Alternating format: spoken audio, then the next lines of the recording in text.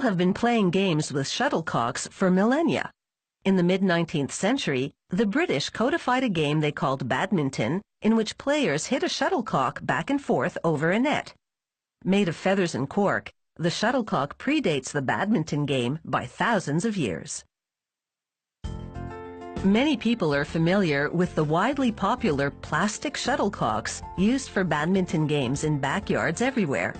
But serious players use the original feathered shuttlecock.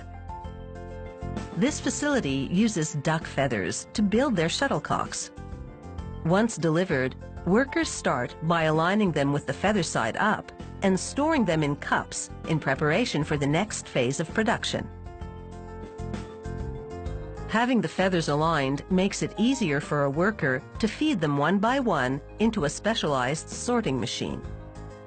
This device has 26 different sensors that measure the parameters of each feather.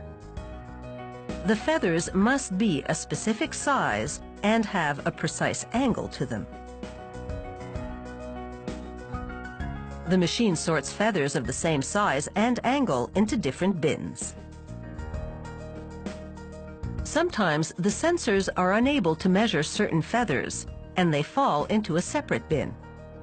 A worker uses a specially calibrated chart to measure these feathers by hand.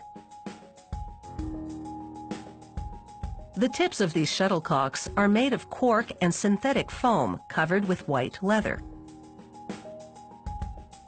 It's time to start assembling the shuttlecocks. Each shuttlecock must have exactly 16 feathers, which must be all precisely the same length. The punching machine begins the assembly process. It starts by punching 16 holes in the perimeter of the shuttlecock tip. The worker feeding the feathers into the device must keep pace with the machine, which is producing shuttlecocks at the rate of 1 per minute.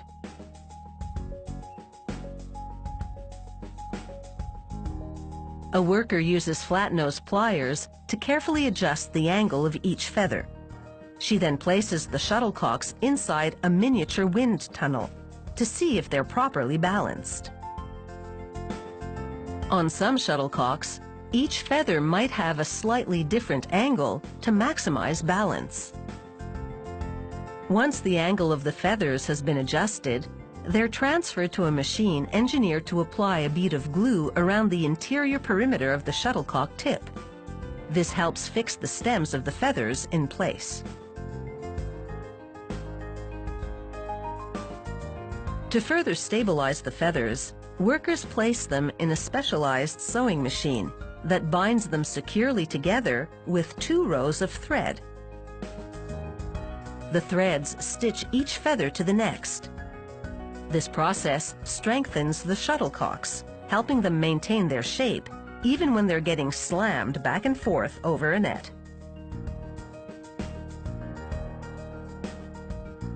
When the machine has finished stitching a shuttlecock, a worker ties off the thread to keep it from unraveling and cuts off the excess. Finally, she evens out the thread rows. With the threads in place, the shuttlecocks must undergo a final tuning. A worker once again adjusts the feathers to ensure proper balance.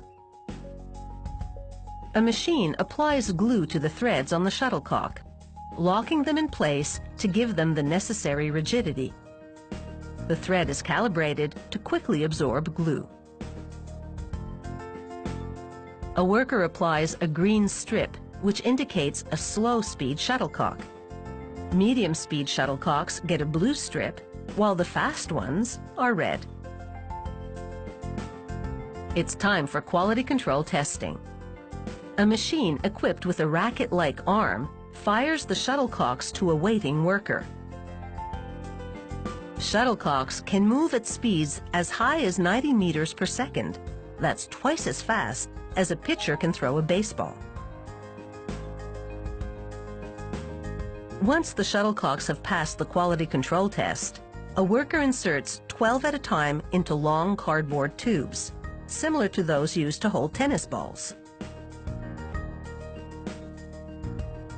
With its 16 feathers, It's no wonder the shuttlecock is also known as a birdie. These high-quality products are ready to fly.